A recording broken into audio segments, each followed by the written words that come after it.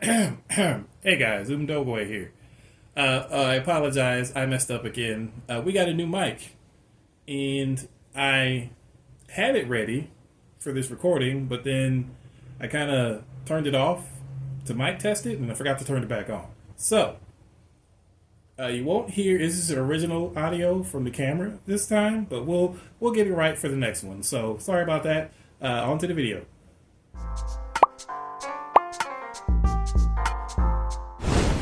Well, all right, I guess we'll get into it. So, welcome to the channel, everyone. Thank you for joining. This is a not something I'm going to do regularly, but guess what I did? I went to the movies.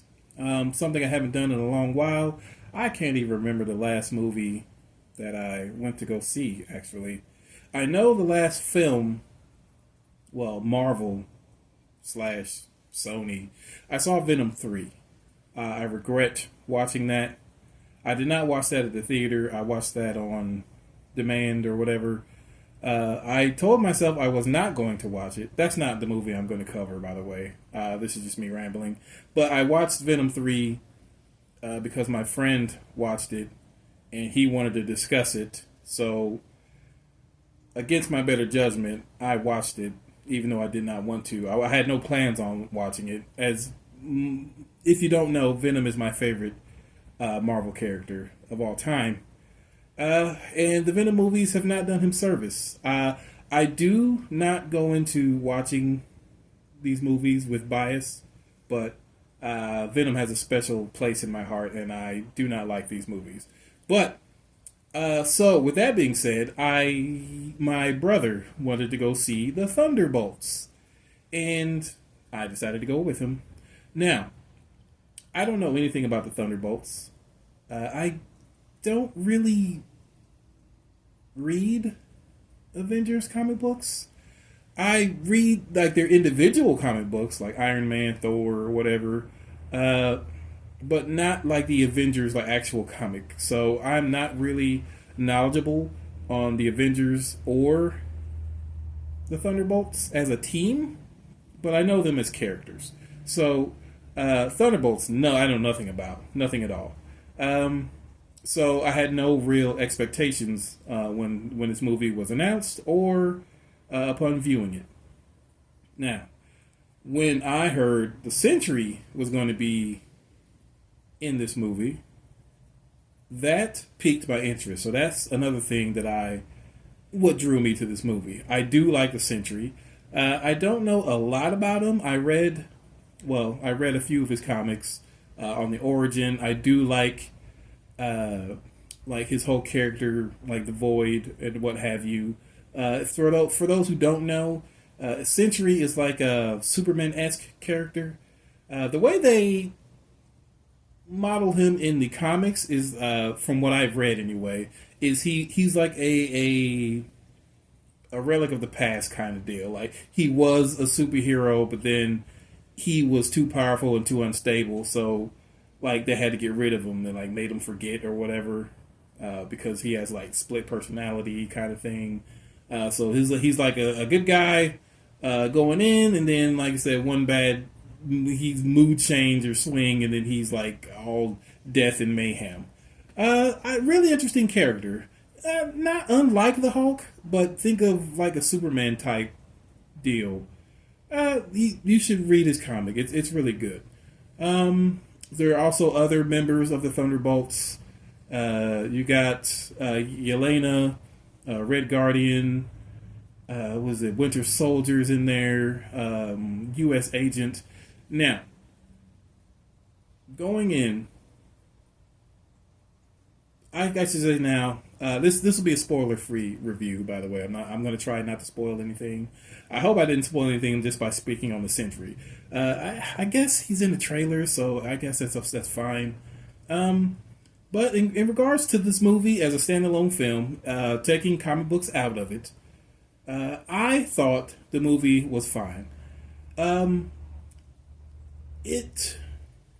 It's basically what you would expect from a Marvel movie. I would say the Marvel movies of in the origins of the whole MCU, I guess is what they call it. So yeah, so back on par with like the first Avengers movie, I would say it's pretty good. They do have the comedy bits, but they're done well. I guess I should say. Like none of the jokes seem to be out of place or out of character, which I appreciated. So the writing was fairly decent. There were a few things that I myself, now this is just be me. Other viewers may not have an issue with it, but there were some scenes that I thought were kind of out of pocket. Like I can't really go into it.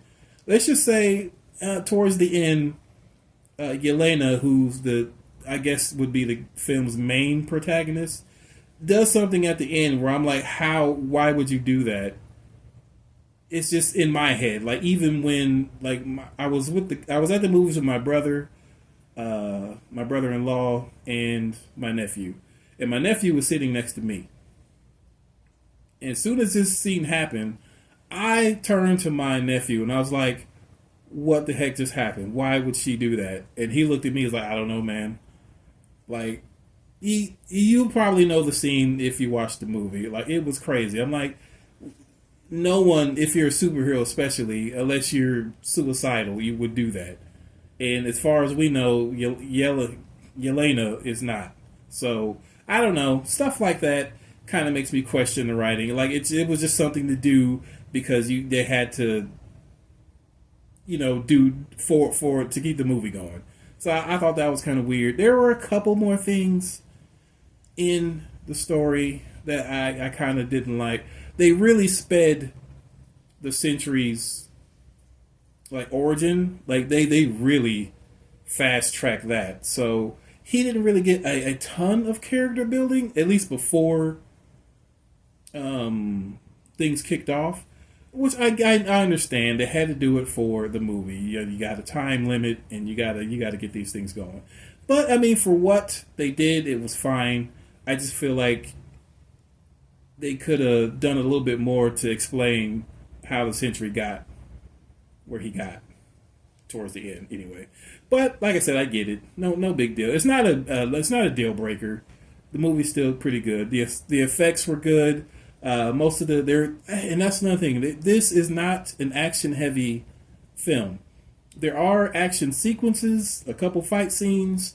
The fight scenes that are there are done well, but they're few and far between. This is a really dialogue heavy film, which I liked. Sometimes you want to take a break, and it makes sense because you got all these new characters. Mostly, they're not new, but if you're new to like watching these movies, like if you've never watched a Marvel film in your life or show, this movie, it does a really good job of like introducing these characters, even if you haven't seen any of the promotional material or whatnot. So it reintroduces these characters fairly well. All the dialogue between the characters are good. Special effects are pretty good.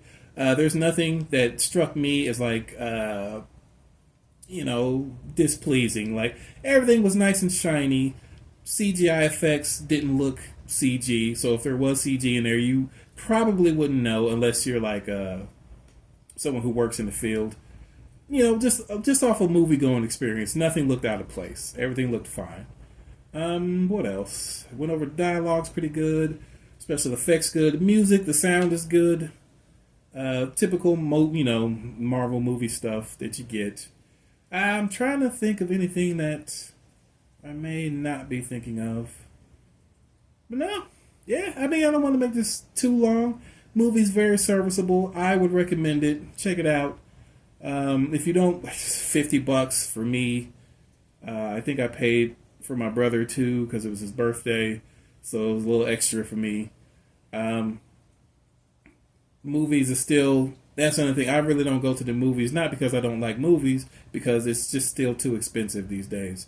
So if you're willing to stomach the cost of going to the movies, then I would recommend it. You can't go wrong with this one. Yeah, you'll have a good time, I believe. I did. And that's about all I got. I don't know. I might talk about Venom 3. But if I do that, then I have to talk about the original Venom.